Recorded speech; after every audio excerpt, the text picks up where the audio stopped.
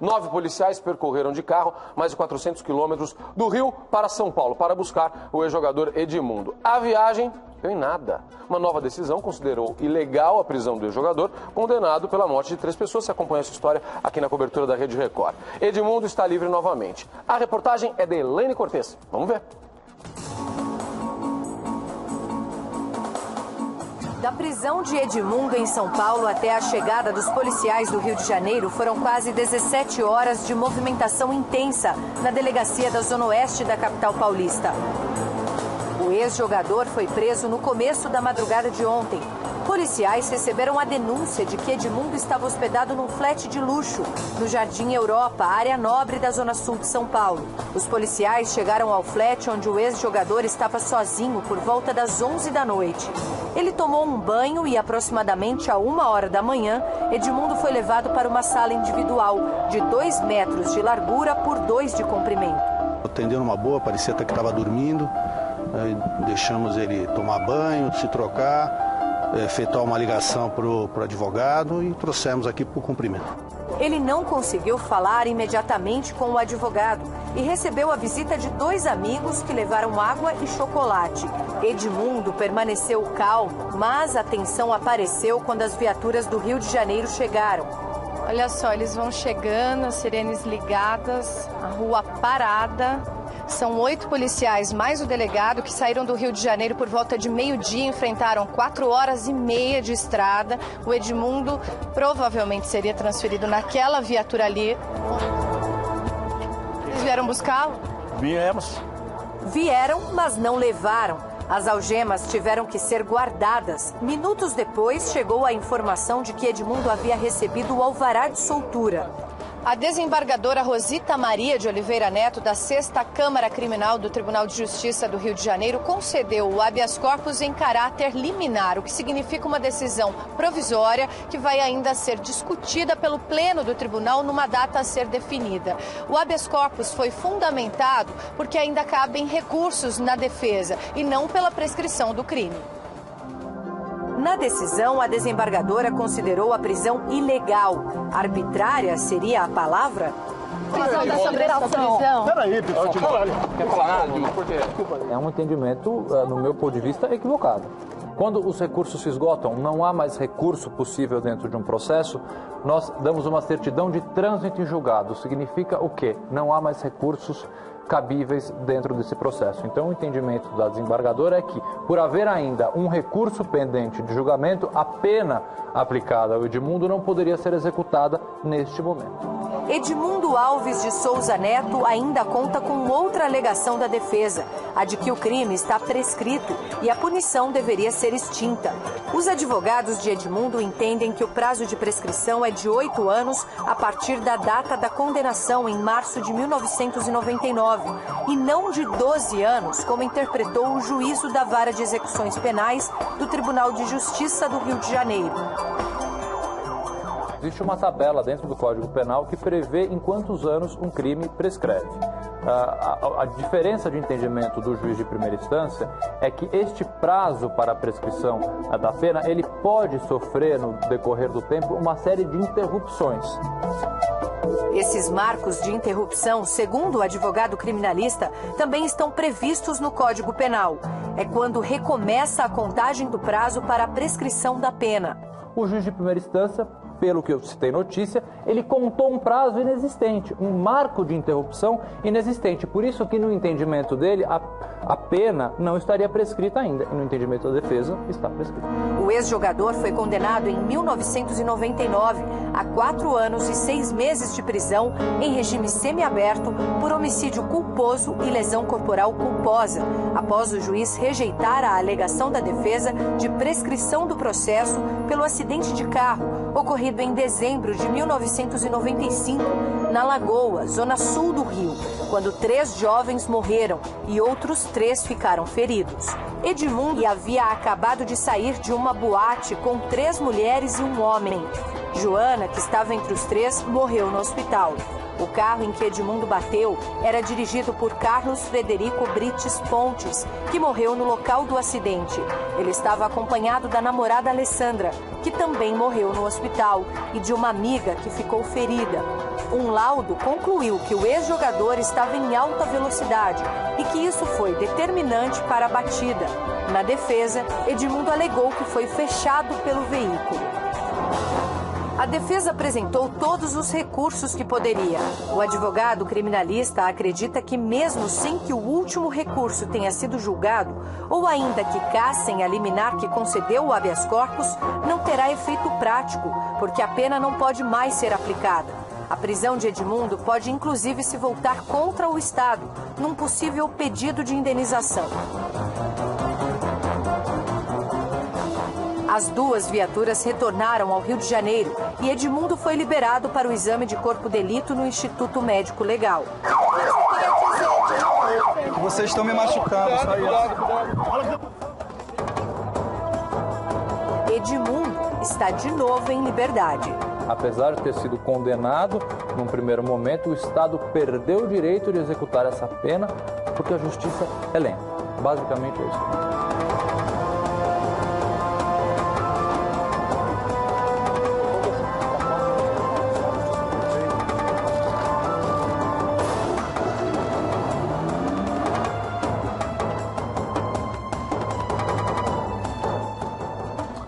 Tá aí, caso que está gerando bastante polêmica, sem dúvida nenhuma, né, Datena? Prescreveu, não prescreveu, saiu habeas corpus, vai ser transferido, não vai ser transferido? Pelo que eu entendi, prescreveu. É difícil comentar sobre o Edmundo, porque o Edmundo é um cara que eu gosto muito, é um cara que eu admiro. O Edmundo teve uma carreira muito conturbada, era um menino que no futebol sempre se envolveu em problemas, mas o Edmundo hoje é um outro cara. Foi bem que você disse, era um menino, né? Era um menino. E como todo menino, passa por problemas. Mas o Edmundo hoje é um outro cara, é um cara muito bacana, um cara muito legal. Fica difícil você comentar sobre quem você gosta. Mas pelo que eu entendi, a pena dele já prescreveu. E o Edmundo já pagou essa pena 40 vezes. Ele já pagou essa pena fora da cadeia. De outras formas. De outras formas, porque o que esse rapaz mudou e o que ele sofreu com isso aí não está no gibi. Eu acho que a justiça tem que ser cega, tem que ser igual para todo mundo, mas também tem um detalhe. Quando o cara é famoso, isso funciona contra ele. Porque as autoridades gostam de usar exatamente a fama das pessoas para dar exemplo. Você vê nos Estados Unidos, quando algum artista é pego dirigindo bêbado ou coisa parecida, não que o cara, por ser famoso, não deva ser condenado, mas eu acho que é exacerbado o que se faz em termos de justiça quando o cara é famoso. Não é porque ele é famoso que ele tem que ter benesses da lei, pelo contrário, todo mundo é igual perante a lei, mas tem que ser igual mesmo, sabe? Funciona exatamente ao contrário para quem tem muita fama. Às vezes as pessoas querem aparecer em cima do cara. Eu não digo que foi isso que aconteceu, porque não conheço nenhum juiz que apenou o Edmundo, mas pelo que eu li, pelo que eu fiquei sabendo, eu estava de férias, 2 dias, tentei ficar de férias, mas pelo que eu fiquei sabendo, a pena já prescreveu mesmo. E ele já pagou essa pena, o Edmundo não merece isso aí não, ele já pagou. Ele já pagou essa pena, muitas vezes ele passou por um momento muito difícil, psicológico terrível. Eu acompanhei essa situação que o Edmundo se envolveu e sou prova de que ele é um cara mudado hoje, é um cara completamente mudado. Até por isso eu acho que o Edmundo não devia ser exposto da forma com que foi exposto. Acho que já pagou a pena, que já pagou solto, pagou livre. De outras formas. Mas ninguém se envolve num acidente como esse aí e sai impune. Coitado, ele sofreu pra caramba e é um menino muito legal. As pessoas que não conhecem, ele é um menino muito bacana. E fica difícil, a minha opinião fica comprometida falar de um cara que eu gosto. Porque eu gosto mesmo. Eu conheço o cara e sei que ele é um grande cara, é uma boa pessoa. E não gostaria de estar na situação dele. A gente vai falar mais sobre acidentes de trânsito agora, vamos dar a Datena vai continuar aqui com a gente comentando os assuntos, comentando as notícias do dia. E tem um outro caso de acidente de trânsito que está na mídia essa semana também, né, Datena? O Tribunal de Justiça do Paraná manteve a decisão de mandar o ex-deputado Fernando Ribas Carli Filho a júri popular. A gente falou sobre isso aqui ontem, sobre a diferença entre os dois casos. O Renato Lombardi estava aqui com a gente no estúdio, pois bem. Esse merece. Olha lá, então vamos ver a reportagem. Ó. Ele é acusado pela morte de 2 jovens, você lembra dessa história? Vamos ver a reportagem e a gente já comenta aqui. Vamos lá, pode rodar. A sala de audiências no Tribunal de Justiça ficou lotada. Em pouco mais de uma hora, defesa e acusação tentaram convencer os 5 desembargadores que o deputado Carli Filho merecia ou não passar pelo júri popular. O ex-deputado responde à acusação de ter matado 2 jovens em um acidente de trânsito em Curitiba em maio de 2009. Ele foi acusado de dirigir bêbado e a mais de 160 km por hora. Por unanimidade, os desembargadores mantiveram a decisão de levar o ex-deputado a júri popular, mas concordaram em retirar 2 acusações. A primeira denúncia removida foi de que o ex-deputado não deu chance de defesa às vítimas. A segunda envolve a amostra de sangue colhida e que atestou o estado de embriaguez do ex-deputado. Os desembargadores disseram que a coleta não teve o consentimento de Carli Filho. Sem as implicações, a pena em caso de condenação ao ex-deputado pode variar entre 6 a 20 anos. Na denúncia original, ela ficava entre 12 a 30 anos de cadeia. Então a situação jurídica dele é muito mais favorável do que se dizia no início. Nós não podemos comemorar nada, né? Eu perdi um filho. Nós temos que condenar criminosos do trânsito. Eles têm que começar, pessoas que bebem e dirigem têm que pensar 2, 3 vezes. Olha, acho que esse é o recado principal. 2 coisas ele disse. Não tem nada a comemorar, a justiça tem que ser feita, mas ele é o pai. Falou, eu perdi um filho, não tem nada a comemorar. Mas fica o recado importante que é a história de bebida e direção. É velha essa frase, né? A gente fala isso há tanto tempo, né? Uma mistura que não combina e tal. Mas parece que o pessoal não aprende isso, né? Não, mas o caso desse cidadão aí foi um caso pontual, né? Um sujeito que é deputado, ele encheu a cara de vinho, constatou-se que ele bebeu pra caramba e com o carro... Ele simplesmente decapitou 2 meninos. Ele cortou a cabeça dos 2 meninos, morreram de forma trágica, entendeu? E não é pelo fato do cara ser deputado também que ele já perdeu o mandato, não pode ficar impune. Eu acho que nesse caso, o caso que acabou de acontecer, né, eu acho que ele precisa pagar por isso aí. Ele vai a júri, o fato dele ir a júri popular já é um ganho para a sociedade. Porque realmente, essa lei seca, na verdade, ela molhou, né? Porque ela começou muito bem, foi legal, a princípio diminuiu o número de acidentes, enfim, ela foi bacana. Agora, ela tem que ser emendada, tem que ter um espaço, porque se o sujeito está visivelmente alcoolizado, ele tem que fazer o bafômetro. Não pode ser de escolha dele não fazer o bafômetro. Se negar a fazer, né? Se tiver com suspeita de que o cara está drogado, eu acho que ele tem que fazer um exame químico. Ele tem que ser obrigado a fazer. Né? Então, senão, não funciona a lei. Tanto que, antigamente, no princípio, as pessoas bebiam, iam de táxi, tinha um que não bebia, carona, tinha até publicidade. Rodízio, agora já deixam para lá. Então, eu acho que esse é um caso pontual e esse cara merece a júri. Se ele vai ser condenado ou não é outro problema, mas o fato dele ir a júri... É uma vitória. É uma vitória e a mãe dele tem muito a ver com isso, porque a mãe dele... Se não fosse a mãe dele... Tá aqui, a gente está vendo ela aqui. Ela está aí. Tá, a gente vai conversar com ela ao vivo. Está em Curitiba, sim. Se não fosse a mãe dele, esse caso não tinha aparecido. Mesmo porque uma emissora... Ela procurou uma emissora de televisão lá, não vem ao caso dizer qual é, mas ela procurou uma emissora de televisão e o caso foi abafado.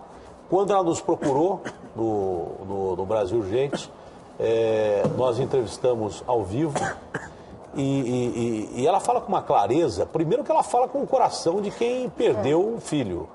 E ela fala com uma clareza, as ideias dela são tão bem colocadas que a gente falando aqui, simplesmente é desnecessário falar.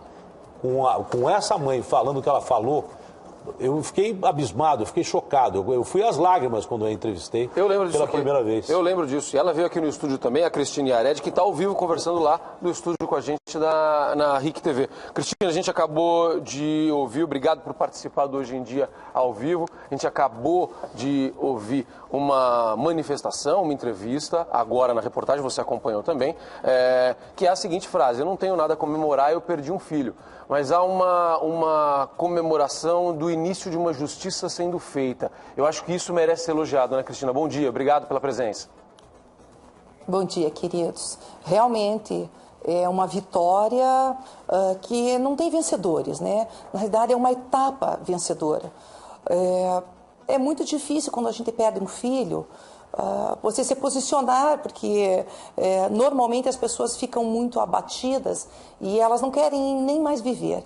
mas eu entendi que eu podia levantar uma bandeira por famílias brasileiras, por famílias que não têm voz, e Deus me permitiu que eu pudesse ir à frente, e é isso que nós estamos fazendo. Hoje é um dia vitorioso para as famílias brasileiras.